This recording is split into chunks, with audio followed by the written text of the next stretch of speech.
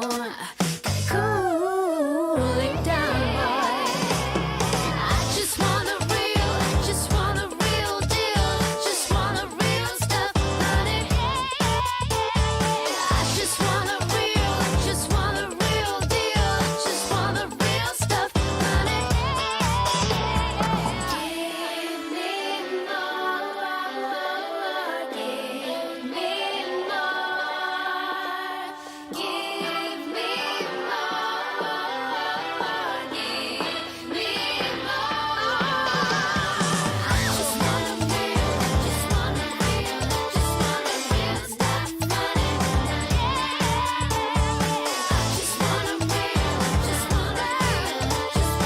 give it to me,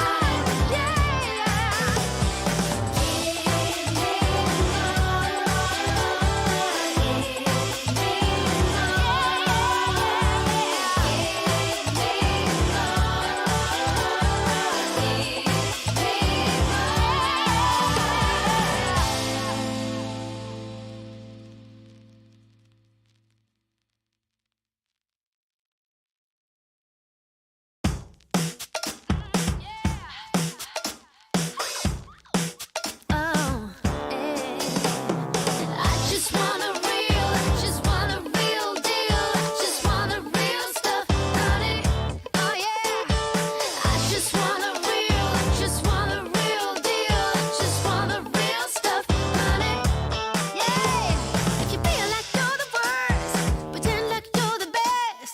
You're cool, but you see in the end, my love won't stand the test. I got into a car. Will you give what you deserve? My time not to talk, you see, I'm only going for the best. The only time you open up is when we're in bed. I'm not misunderstandable when I say it's the best time I ever had. But you gotta keep on moving, gotta give me some more. Gotta cool it down, boy. I just want a real deal. Just want a real stuff, honey. I just want a real deal. Just want a real stuff, honey.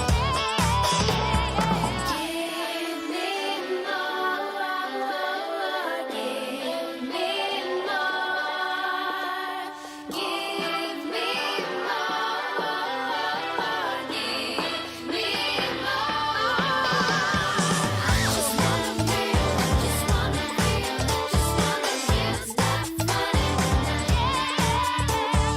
I just want a give it to me,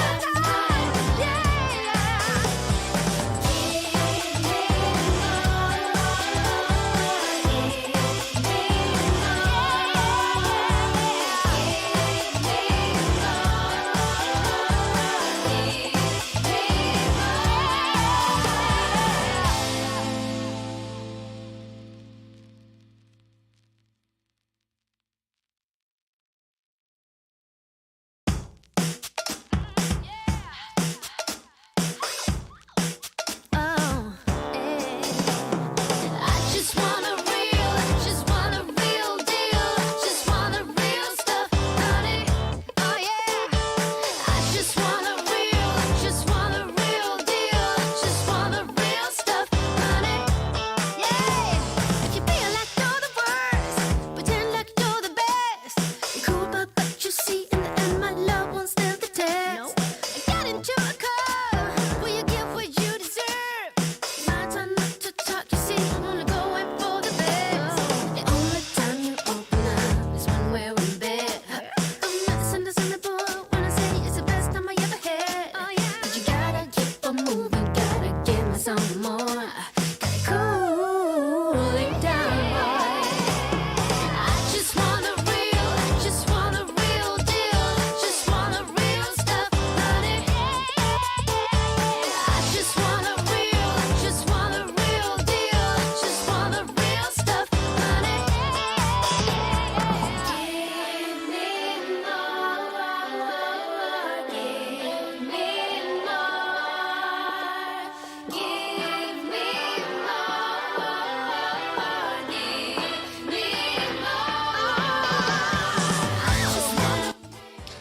Good morning. My name is Tucker Johnson. And I am going to be your instructor today as we all experience Nimdzi live learning. Nimdzi learning workshops and events cover localization processes, strategies, industry intelligence, best practices, and language technology. The Nimdzi learning experience will give you and your global team the tools that they need to take your organization to the next level. Our offerings cover localization project management, training, localization QA training, sales process training, translation resources, and much more. Explore our ever-expanding selection of training and development options and see which one is right for you and your organization. If you have not already done so, make sure that you are subscribed to Nimdzi Live or subscribe to Nimdzi.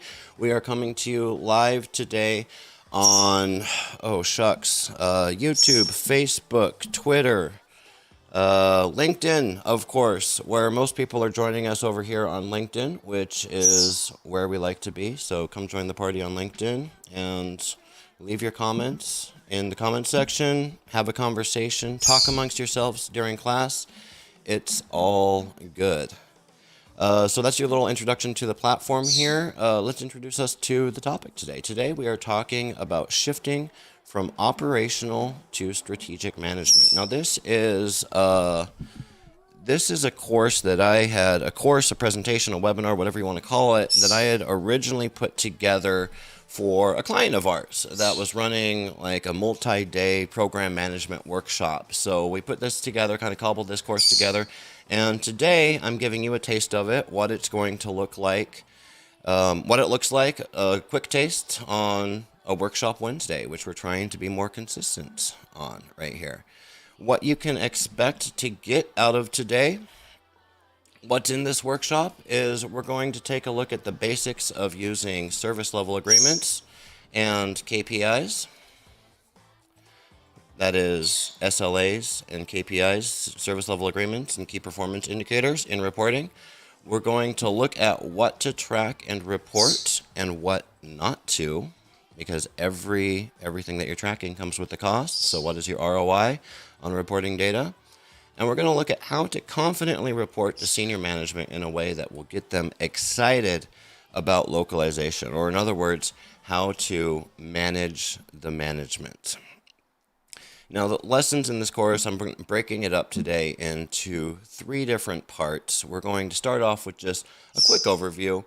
What are KPIs? What are SLAs? This is going to be a review for a lot of you guys out there, and that's okay. But in order to have this conversation, we need to get down to basics and get all on the same page. In lesson 2, we're going to take a look at localization versus operational, or localization operational KPIs. Just split that up into a bunch of different categories there. And lesson number 3, we're going to look at managing the management. And we call that section strategic KPIs to get the C-level buying. And once again, if you guys are in the comments, I'm going to try to bring your comments up on stream here. And I should be able to do that somehow. I don't know if it's working today. But if not, I'm going to be watching them over on my other screen here. So if you have questions, comments along the way, or just want to share your experience, then please do so, because this is an interactive session, as always. That's why we do these live, so that people can actually interact with us during the stream and ask those questions. That's what makes it fun.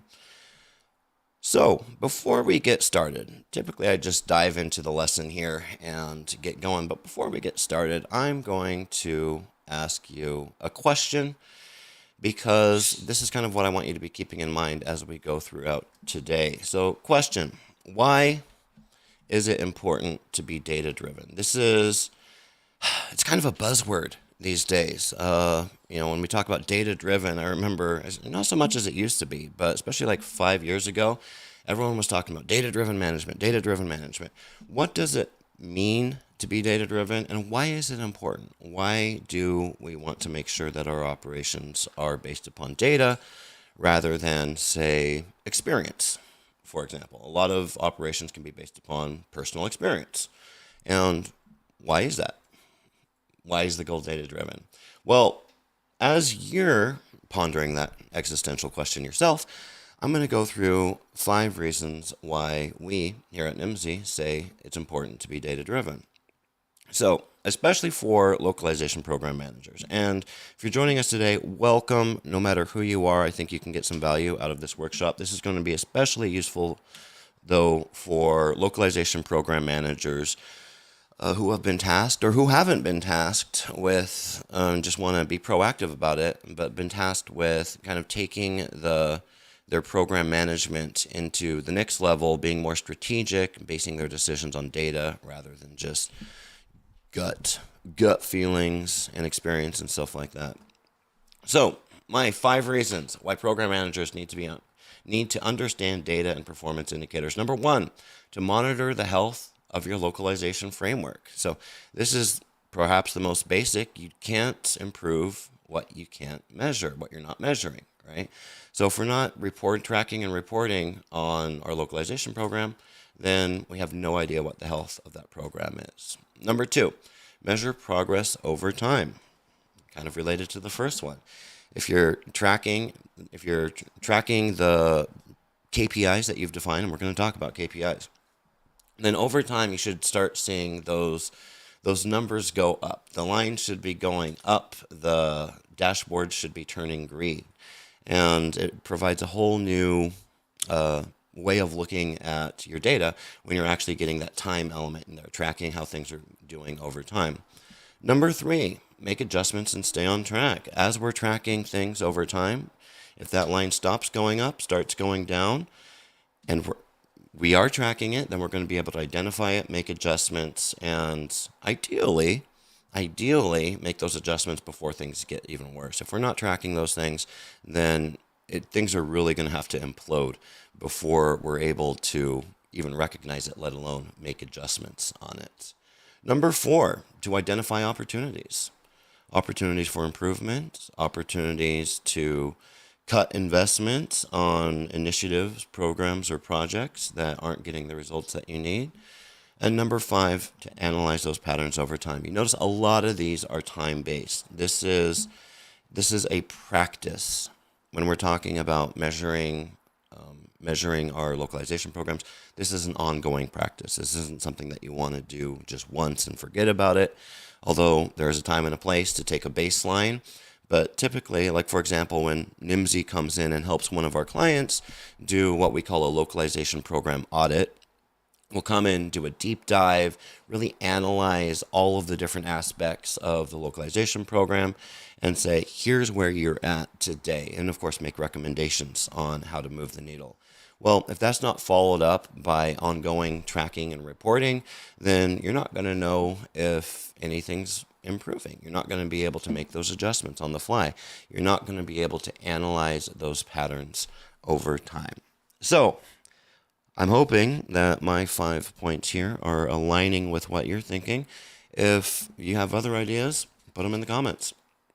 I don't think the comments are coming up on screen today, but I will read them when I get a chance. With that, let's dive right into lesson 1 here. And lesson 1, I told you we're going to be talking about KPI key terms. And I'll try to be quick. In this lesson because it's going to be a review for a lot of us. Be looking at K terms, looking at the difference between data, metric, and KPIs, and looking at forward-looking versus backward-looking metrics. So to start off, let's have some alphabet soup here. KPI, SLA, CAP, RCA, postmortem, QBR, penalties. These are all different concepts that are kind of relating to the same thing, which is measuring the health of a localization program. KPI, of course, stands for Key Performance Indicator. Service Level Agreement, SLA. CAP, Corrective Action Plan. Root Cause Analysis, RCA. Postmortem, QBR, penalties. These are all different concepts that I'm not going to go into a lot today because a lot has been written on the Google machine that you can look into on your own time, but mark these down, some things that you want to get more acquainted with, and it's really going to help you as you move into a more strategic program management function and start tracking and reporting data for your program. Speaking of data, what is data? When I say data, what do I mean by that? what is a metric? What is KPIs? And this slide, like so many of my best slides, I've shamelessly stolen from my colleague Miguel Sepulveda, who teaches workshops, helps our clients, consults with people, all about KPIs and data-driven ecosystems, which we're going to look at in lesson 3 just a little bit. So credit to Miguel, credit where credit's due. Data is a collection of statistics, or R, I should say. Data is plural, and there's a big debate on whether you should use the plural or not. Anyways, data is a collection of statistics collected together for deeper analysis. A metric is a collection of the same type of data, whereas KPIs are a collection of data, and they serve to inform if the goals are met or if progress is being made towards an objective. So you think data is just a big group of different data points, not incredibly useful on itself. It needs to be analyzed. Metric is when we're starting to, if not analyze, at least organize that data into usable, meaningful groups. And KPIs are the indicators that we get to define ourselves on how we're going to look at the data and what it's going to mean to us. Another question that we get quite a bit, that I get quite a bit, and I talk about at every opportunity because it took me way too long to understand the difference for these two things, is the difference between SLAs, service level agreements, and KPIs. SLAs and KPIs. And like I said, no joke, I struggled for a long time to wrap my head around the difference between these things. So responding to an RFP or putting together a presentation or trying to answer a question, and they'd ask, what are your SLAs? What are your KPIs? I'd have to talk about these. And in my mind, they're always kind of the same thing. They're always just kind of the same thing. It's just two different words for saying the same thing. And I wasn't entirely wrong, but I was missing a big point here. And that is that SLAs define expectations, and KPIs measure the performance against those expectations. Another way of looking at it is SLAs look forward, whereas KPIs measure backwards. So an SLA, a service level agreement, is, let's just break that down. It's an agreement about service levels. It's an agreement for what my service is going to look like moving forward. And so it could be something like, let's take about turnaround time. And turnaround time is a great SLA. I commit to you, I'm going to have a service level agreement that if you send me a project, I'm going to send it back in 24 hours of a certain size, volume, blah, blah, blah, all of that stuff, right? That is a service level agreement. Notice I haven't done anything yet. I haven't worked, right? So it's an agreement about the future. The KPI, let's take a look at the KPI around turnaround time. Now we can have the exact same metrics being tracked for the KPI. And we can have a key performance indicator that says all projects need to be delivered within 24 hours. And we're measuring that past performance. So it's the exact same thing. And that's why I say I wasn't entirely wrong when I thought there were two different ways of saying the same thing. But one is a promise towards the future, whereas the other is a grade, essentially, that you're getting after the work has already been done. Did you meet the SLA? So I hope that that is clear as mud for everybody out there. And I just saved you the years, literally years, that it took me to really fully understand the difference between the two. If you want to, if I didn't scratch that itch and you're still kind of wondering, then we've got an article, I believe it's publicly available on Nimdzi.com. It's like 5 years old. It was written by me personally back when we first started Nimdzi Insights, and it's still up there because honestly, it's one of our best performing articles ever. We get a lot of traffic to it because, and I like that, because what that means is I'm not the only guy out there that struggles with the concept of KPIs versus SLAs. So, wrapping up this first section, I told you it was going to be a quick one. To review what we talked about here, there's many different type of Metrices, is that a word? Metrics that can be reported. You will have to decide what is useful for you and your program. Data is a collection of statistics collected together for deeper analysis. A metric is a collection of the same type of data, so starting to get organized. And KPIs are a collection of data serving to inform whether or not the goals are met or progress is being made towards a stated goal or objective. Service level agreements look forward. They're agreements about future service levels, whereas KPIs, key performance indicators, measure data on past performance. So that's our quick introduction recap. Lesson 1, talking about SLA and KPI, key terms. Now we can move into Lesson 2, Part 2, operational to strategic. What are we going to talk about in here? First, we're going to look at what to measure. And we're going to spend some time on here because I'm going to give you some examples. I'm going to show some screenshots of different data dashboards and give you some examples of actual metrics to be measuring and how to measure them and how to report them. So we're going to look at different categories. We're going to look at those examples for quality, project management, finance, and my new favorite, customer experience, KPIs. Before we dive into the practical examples, though, I want to ask, how many KPIs are enough? How many KPIs are enough? And this is a question that, well, no one's really ever asked me, like, how many KPIs are enough? But this is a challenge that I've come up across many times in my career. As many of you that know me know, I've spent the vast chunk of my career back when I was in the workforce and not just doing these live streams on the vendor side, which means I was working with clients and helping them to really understand their programs, define KPIs, basically doing what I'm doing now, except not getting paid very much for it.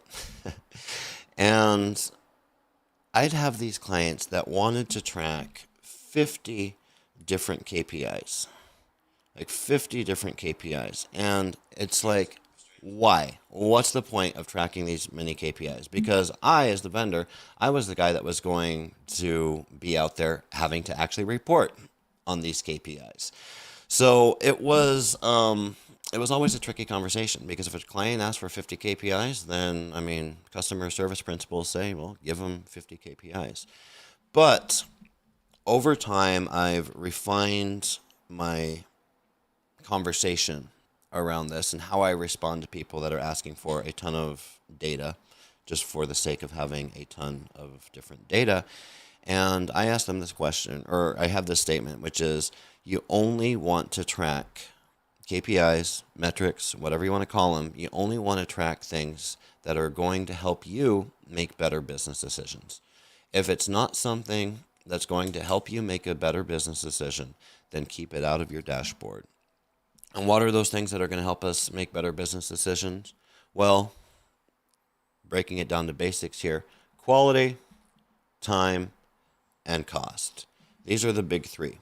This is the golden triangle, right? So you want to be tracking, how am I doing? How am I performing with quality? How am I performing with on-time delivery? And am I meeting budgetary restraints and expectations? Now I've added one in recent years to this, especially when it comes to localization services, which is customer experience. And we're big on customer service or customer experience here at Nimdzi, and there's a lot of really interesting conversations happening around the intersection between traditional language quality assessments and measuring customer experience. And if that's something that you like to geek out on, like me, then reach out to us and we can certainly talk about that. But I think customer experience is the fourth edge of the triangle, so to speak, which is why I've added it here. Another way of looking at this, just visualizing it a little bit, project management, quality, financial, and customer support or customer experience. Now I want to, in the next slides, we're going to take a look at each one of these a little bit more in depth, starting with quality here. And for quality, some traditional, and for each of these, by the way, and it's going to follow the same format, you'll catch on after a while. I'm going to take a look at some general principles around measuring each category of KPIs, give you some examples usually, and then we're going to take a look at some considerations. So traditional quality metrics are things like number of linguistic errors, number of internationalization bugs, issues with style, terminology discrepancies, accuracy, of course, locale conventions, getting back into more internationalization bugs with locale conventions. Not a lot of surprises here. I'm not breaking any news when I'm talking about the different types of quality things. These are things you can look at different industry standard quality programs, systems. Taos puts out Taos DQF and multi-dimensional frameworks, and they've got all sorts of fancy stuff now. And that's not what I want to talk about. I just want to give you a high-level view of what we traditionally measure when it comes to quality. Now let's talk about some considerations of traditional quality KPIs. And if you caught my two-part Workshop Wednesday series on language quality management, I kind of went into this to a certain extent, talking about how traditional quality KPIs are evolving. Hint, spoiler, as I was mentioning earlier, they're evolving more towards customer experience and user experience KPIs. But some considerations about the traditional quality KPIs is that we've been using the same metrics basically for a very, very long time. Quality management and quality assurance and quality reporting is something that, in my opinion at least, it's time for a revolution. Well, if not a revolution, it's time for an evolution of the way that we approach quality standards here in the localization industry. Because traditionally, we're focusing on pass-fail, error categorization, bug-based, this very prescriptive approach where the whole system is designed inherently not necessarily to improve quality, but to catch errors, to find issues, right? And which is great. Issues need to be found so that they can be fixed. But the system itself is built around finding errors, finding issues, and not so much the end result of that, which is to improve the quality. Which is, what is the end result of improving the quality? Of course, the end goal of improving quality should be to improve the customer experience, which I get back to the customer experience. Let's take a look at project management. Typical project management KPIs: on-time delivery, throughput rate, turnaround time, total number of words localized. Basically, in a nutshell here, your project management KPIs are around time. On-time delivery. Did I deliver it on time? Did I deliver it to expectations? It's a pretty basic service level. So I typically try not to get too fancy with my project management KPIs. There are certainly, I've measured KPIs around project management service, customer service, doing scores of how do you like working with this project manager? Is there anything this project manager can do to improve your client's experience? Things like that. So you can play around with that, but traditionally, project management KPIs are about time, on-time delivery. So some considerations when it comes to project management KPIs is if we're measuring on time, and this is a big one that I kind of want to stay on just for a little bit. If we're measuring on-time delivery, let's just take on-time delivery as an example as we go through this. Are you measuring that by project? Or are you measuring that by language? What do I mean by that?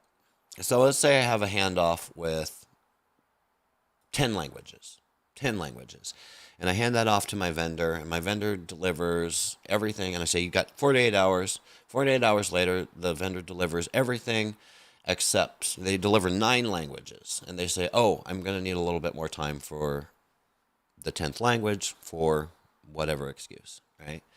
Now, does that count as 1 out of 1 late delivery? Because it's been one project and not everything was delivered on time, which means that it's late. So is it everything's failed, 0%?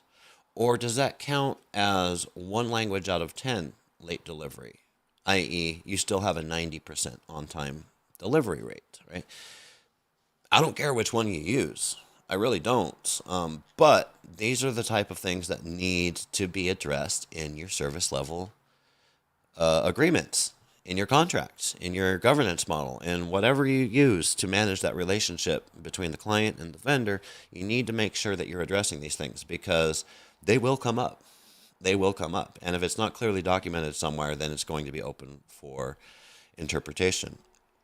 I have this other challenge that typically comes up here. Late is late. So, for example, is a project considered late in the following situation? So I do a handoff, 10 languages, tell my vendor, I want this back in 48 hours. They say, okay. And then after 36 hours, they come back to me and say, oh, we would like to request an extension on the timeline. And I say, sure, you can have 24 more hours. And 24 more hours later, they send all of the files back and everything's nice and pretty and on time. So, is that considered late because they did not meet the original 48-hour timeline? Or is it considered on time because you agreed to the extension request? Once again, I don't have a dog in this fight. I don't much care which one that you're choosing, but you need to make sure that expectations are clearly set when you're defining those SLAs between your vendor. If you're the vendor, then with your client. If you're the client, then with your vendor, right? Everything should be based upon service level agreements, and the service level agreements should be specific. They should be SMART, right? Specific, measurable, attainable, blah, blah, blah, reasonable, time-based, SMART goals. And also, as you're sitting down to define how am I going to measure these things, take the time to understand how are these going to be tracked. One thing that we'll be talking about, especially in lesson 3, is that everything comes with a cost in regards to tracking and reporting data. So you don't want to be tracking things that are taking a ton of time to track. Make sure that you're defining ways to track this data and ways to report this data that is as automated as possible, which should be pretty basic, especially when we're talking about project management KPIs. Moving on, finance KPIs. We're halfway through this, guys. Finance KPIs. So, finance KPIs are, they're to me they're just boring, right? Just because it's just numbers, and it's not usually telling me how I can better improve the project and stuff like that. And it's just kind of one of those you got to do it, but it's not something that I've traditionally gotten excited about. And hey, if you're out there and you're one of those people that gets really excited about reporting financial data, then awesome. The world needs more people like you. It's just not me. So, doesn't mean I haven't done it throughout my life, though. Let's take a look at some of the example KPIs we can track around around finance. Number 1, average fully loaded cost per word. Now, okay, let me just go through these. Average fully loaded cost per word, average cost of outsourced words, average cost of in-house words, adherence to budget, outsourced versus in-house localization cost, average TM leverage by language. Now, remember, let's go back to what I said about which KPIs we should be tracking. And I said we need to be tracking KPIs that are going to help us make better business decisions. So let's run through these really quickly, or at least a couple of them, and talk about how that's going to help us make better business decisions. And I'll start by saying most of these examples that you see up on screen here, they're going to be much more meaningful with that element of time, if we're able to track these over time. Let's take a look at average fully loaded cost per word. I actually like this one because it's relatively easy to track and to report, which means the cost, the effort involved with tracking this metric isn't very high. So average fully loaded cost per word is you add up all of the words that you've translated, all of the target words, right? So you add up all of the target words, not weighted word counts, all of the words, right? All of the words that you've translated, and then you get that number and you divide it by all of the money that's been spent, all of the budget. And I don't care if that budget's going towards technology, if it's going to the translators directly, if it's going towards project management, all of the words by all of the budget. And what you're going to get is a per word rate that's going to be sometimes significantly higher than your stated per word rate. And this tells you the fully loaded cost per word average, right? And remember, because different languages cost different amounts, and we're not looking at each individual language, we're looking at the total. And you get this number that really is not very helpful at all. You're looking at this number, you're like, okay, like what do I do with this? Well, what you do with that is you track it over time. You want to see is my average cost per word, total cost per word, is that decreasing or increasing over time? And it's not super scientific, but it's a pretty good indicator, barometer of, am I going in the direction that I want to go in, which is, of course, more with less efficiency in my localization program. Some considerations to keep in mind. Kind of the questions that you want to answer. How much am I spending over time? What are my largest cost drivers? How can I structure my reporting and the data that I'm collecting in a way where it's going to help me identify what are my largest cost drivers? Am I spending more money on language, services, activities, vendor costs versus internal costs? And that's going to help me kind of analyze how intelligently am I spending my money. And taking us back to that cost per word. And this is something that we spend quite a bit of time when we work with a client here at Nimdzi to do an audit or do a program review, a maturity assessment, whatever the engagement looks like, is we're really going to be looking at these things, because money makes the world go around, right? And typically when we go in at Nimdzi and we're talking to a client or running a project like this, running an audit for them, and we're looking at these and a bunch of other things, typically that audit's going to pay for itself, because we're going to identify some ways where perhaps money is not being spent in the most intelligent or efficient ways, right? Perhaps there's some large cost drivers that aren't getting a good return on their investment. So that's why it's pretty easy to sell those localization audits, because they pay for themselves and then some. There's some return on it. Let's go through. So we talked about time, project management, I should say. We talked about money, finance, and we talked about quality. Let's talk about my fourth side of the triangle, which is customer experience. So customer experience, some typical things to track.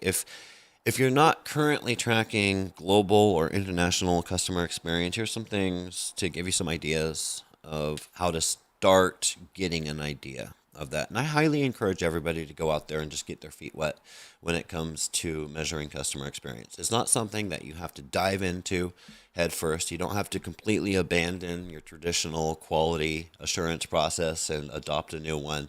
You can kind of dip your toe in the water, and these are things that run very nicely in parallel to traditional quality reporting. So some ideas: number of support emails per company, number of social media comments requesting support from the target locale, divided by target locale, number of conversations and conversion rates by target locale, percentage of visitors from the target locale accessing content in local languages, click-through rates in local content pages or email campaigns, bounce rates on localized pages versus non-localized, average time on site by target locale, customer satisfaction, and of course, the old trusty Net Promoter Score. And I can hear a lot of you saying, a lot of you client-side folks saying, but Tucker, I do not have access to a lot of this data. And that's true. This typically localization managers and directors are not going to have full access to the Google Analytics, where they can go in and look at the conversion rate and split that by target locales. And the way that you get around that is start making friends. Start making friends. Marketing department, the international sales or international growth team, however it's structured at your organization, whoever has access to that data, reach out to them. Start to build that relationship and build that trust and help them to realize how you, as the globalization director, globalization manager, whatever your position might be, how you can help them move the needle for these different markets on the metrics that they are getting graded on every day. And if approached properly, don't go in trying to make demands and take over the joint. But if approached properly, they're going to be able to recognize that, oh, these guys know what they're talking about, and they're going to be able to help me essentially get my bonus at the end of the year, because they're going to be able to help me hit my goals by providing that expertise, let's say, on my global markets. Some consideration is, like I said, you can dip your toe in there because these aren't always easy. These aren't always easy to track. It's hard to automate unless, especially if you don't have access to that Google Analytics. A lot of times, if you want to know what your global customers are thinking about your product, then you've got to ask them. You've got to ask them. And there's this whole user experience surveying, focus groups, all of these different things. And we've actually helped some companies with that here. We're actually going to be doing a really large project coming up here focused on international user experience. And it's involved. It is in depth because you're actually reaching out to these international users and you're having conversations with them. Sometimes they're like semi-automated conversations like surveys.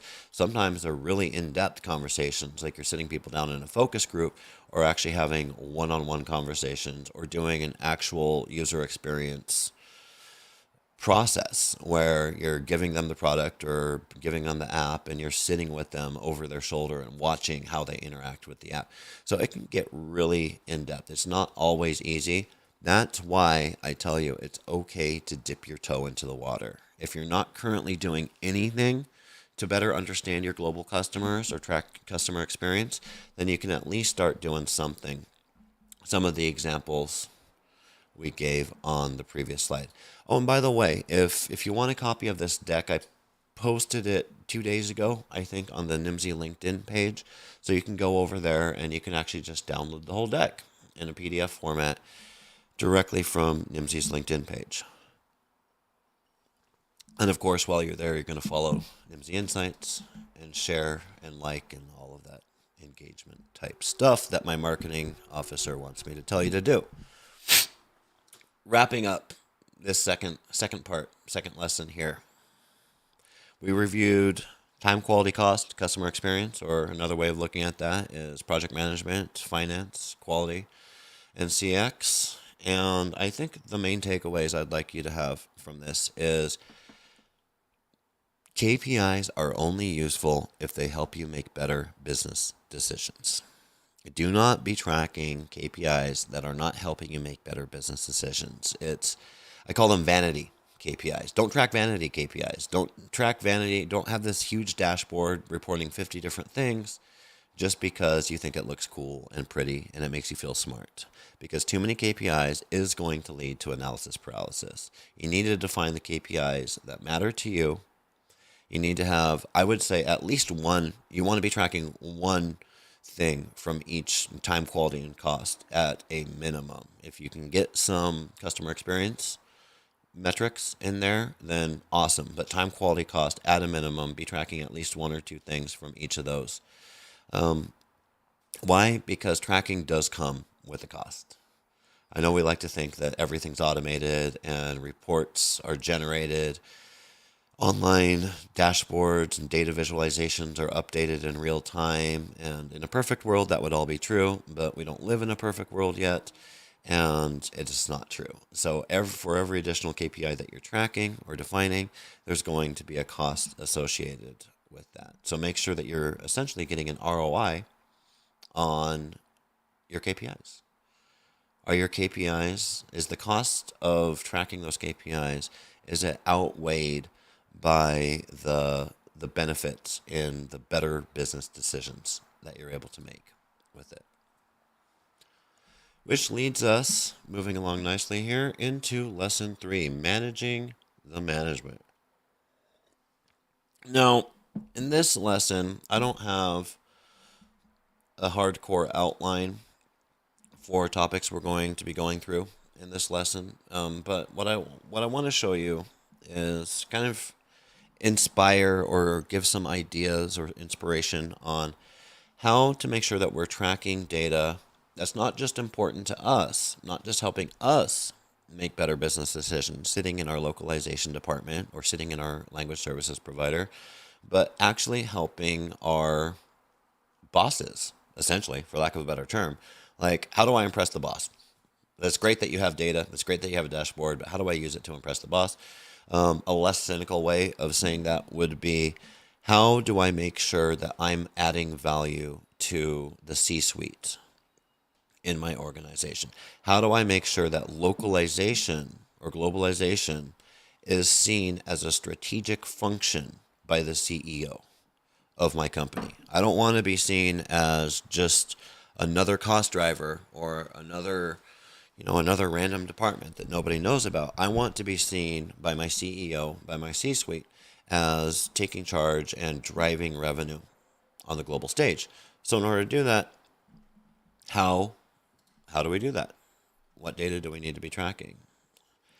So just to give a quick background here, a while back, we surveyed a bunch of people, a bunch of client-side folks, and try to get an understanding of how are they seen within their organization. So how does the senior management view the localization function? 10% weren't sure.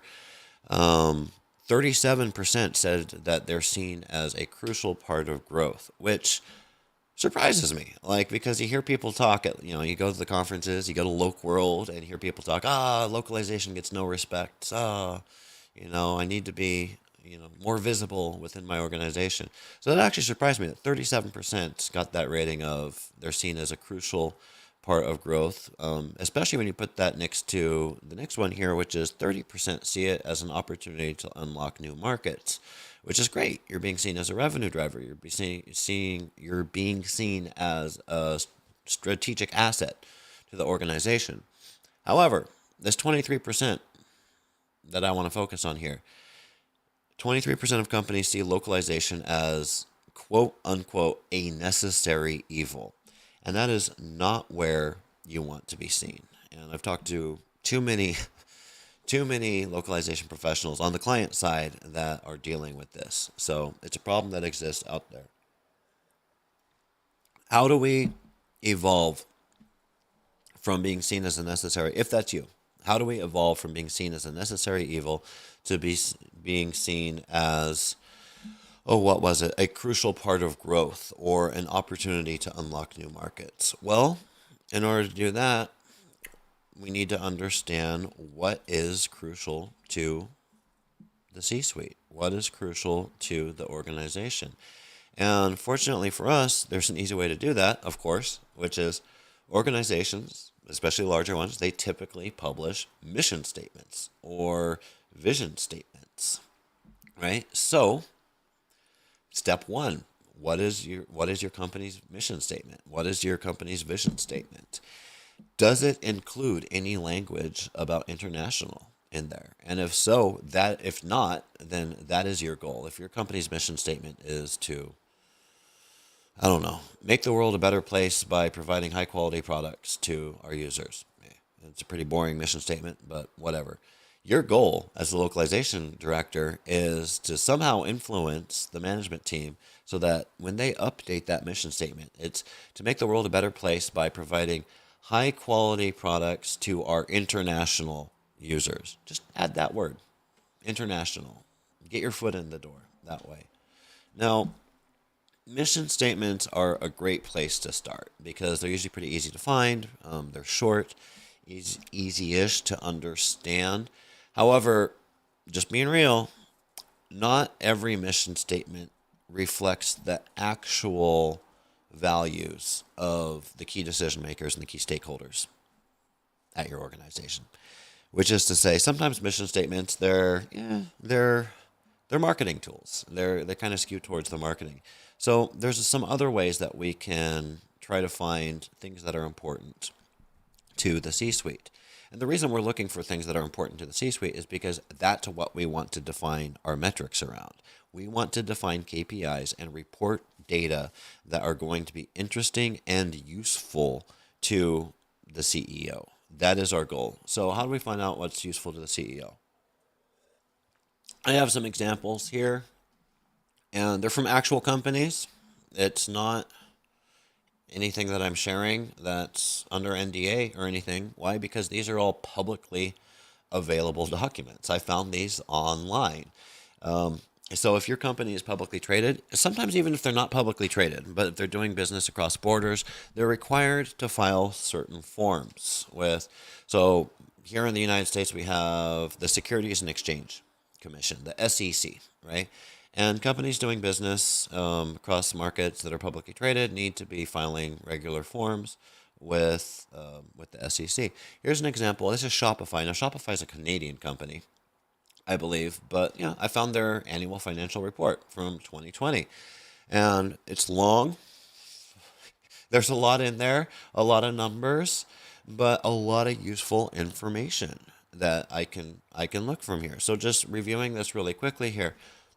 What are some of the things that I found in this report? So concerns about international sales can be considered a risk. This isn't stuff I'm making up. I found this in the report, right? Localization is mentioned specifically as a method for how Shopify will, quote, continue to build for the long term. And that's found in the growth strategy section. That's the section you want to be in. You want to be associated with growth.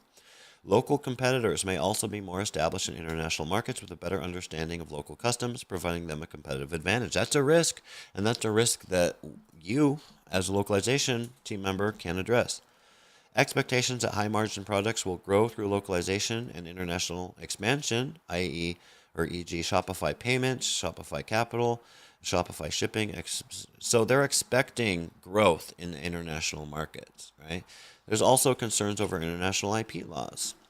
So all of these different things, you're investigating what are the risks and what are the hopes and dreams, the expectations of the senior management. What are they talking about when they're having the board, right? When the board meets to discuss strategy, what are the things that they're talking about and how do those relate to localization? Another example here.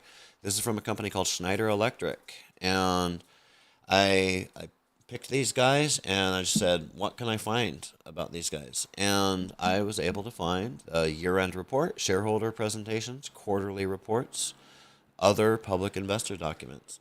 So if I were running localization at Schneider Electric, I would be taking a very close look at all of these and trying to understand how do I fit in to how do I, as a globalization manager, localization manager, fit into the strategy of Schneider on the global page. So some examples. This is digging a little bit deeper into some of those reports I found. They're taking a look at you're having a strong rebound in Q3, 29% of their growth, I believe, or maybe it's revenue, is coming from North America. But 25% coming from Western Europe, 15% from the rest of the world, Asia Pacific, 31%. Now, Schneider Electric is actually a European company, right?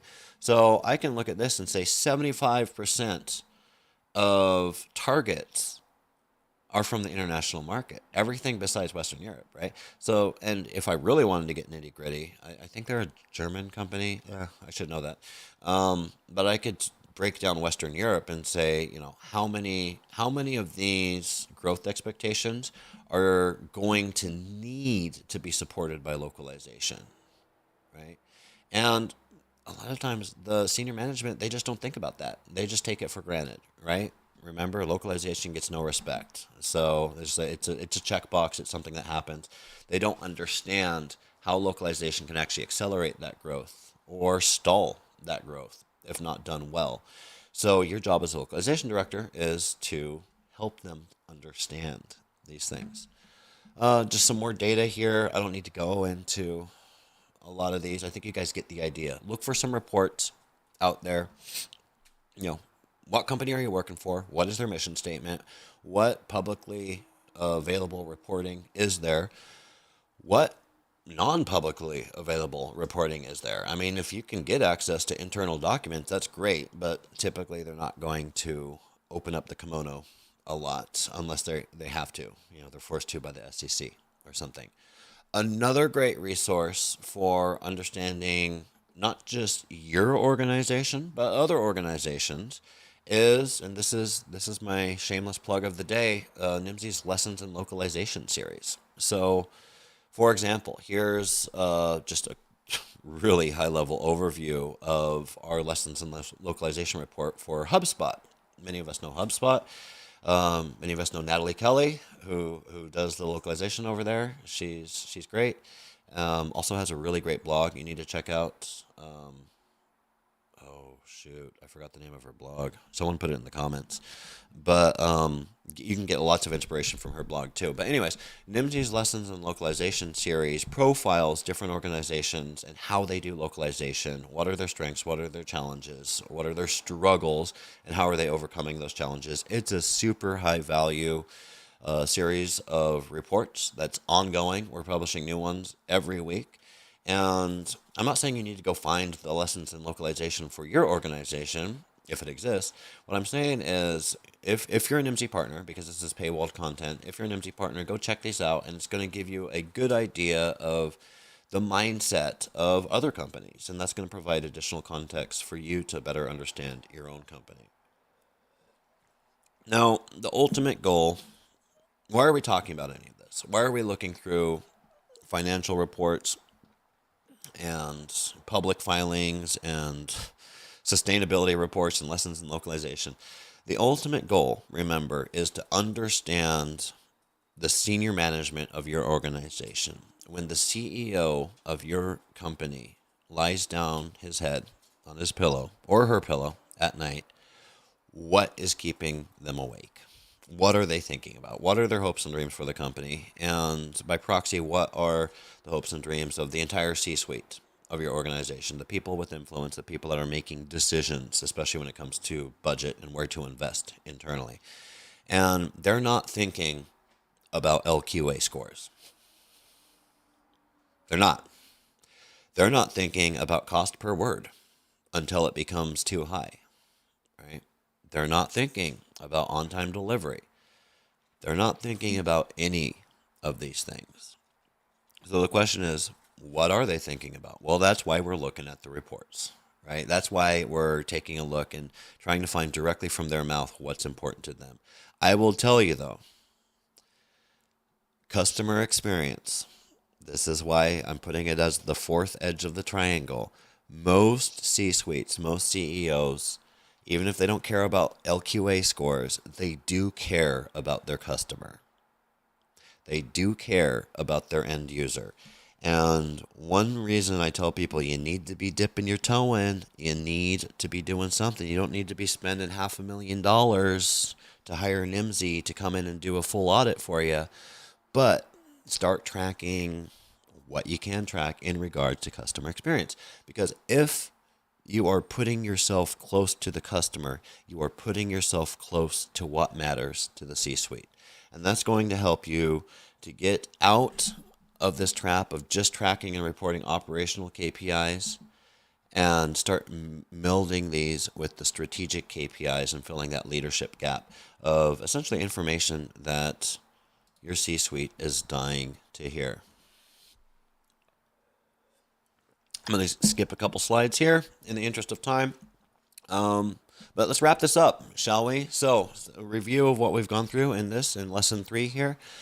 A review of a lot of stuff, actually, throughout the time we've spent together today is KPIs measure past performance. SLAs set future expectations, right? KPIs look backwards, measure backwards. SLAs look forward.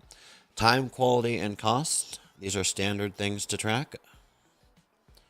Time, quality, and cost. At a bare minimum, you should be having 1 or 2 KPIs that are tracking each one of these things. Another way of thinking of this is managing data for project management, quality, and financials. Now, I've talked a lot about the fourth edge of the triangle, customer experience or user experience, UX, CX, whatever you want to call it. Dip your toe in. The water's fine. Dip your toe in. And if you need help with that, give us a call. We can set you on the right track. To get your internal stakeholders to care, you have to understand what is important to them. How do we do that?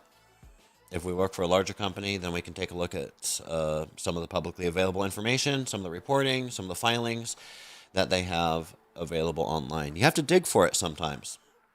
Sometimes you got to dig, but it's amazing what you can find with the Google machine and a little bit of patience.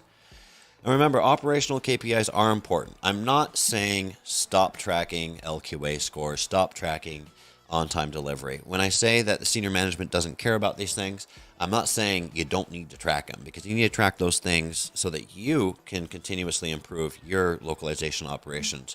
What I'm saying is those aren't strategic to the senior management, and that creates a leadership gap between the two. How do we fill that leadership gap? By supplementing our operational KPIs with strategic KPIs that are going to be important to the C-suite. How to manage the management, I believe, was the name of this section. And with that, I want to thank you for another successful Workshop Wednesday. Join us live on most Wednesdays when we're going to be giving these free workshops. These are usually adapted or taken from workshops that we're running with our clients, our customers, our partners here at Nimdzi Insights. And you can find out more about those. You can go over to Nimdzi's website and check it out, or you can just give us a call, write us an email. If you're responsible for your client's or if you're responsible for the professional development of your team or yourself, well, we can help you with that. We've got a whole library of workshops. We can run long-term, trimester-long boot camps. We can do one-offs. We can do Q&A sessions. We can do a lot of stuff because we're Nimdzi Insights and we're amazing, is basically my takeaway for that. And with that, 3 minutes to spare in the hour, I'm going to bid you all adieu, and we'll see you next time. Have a great day.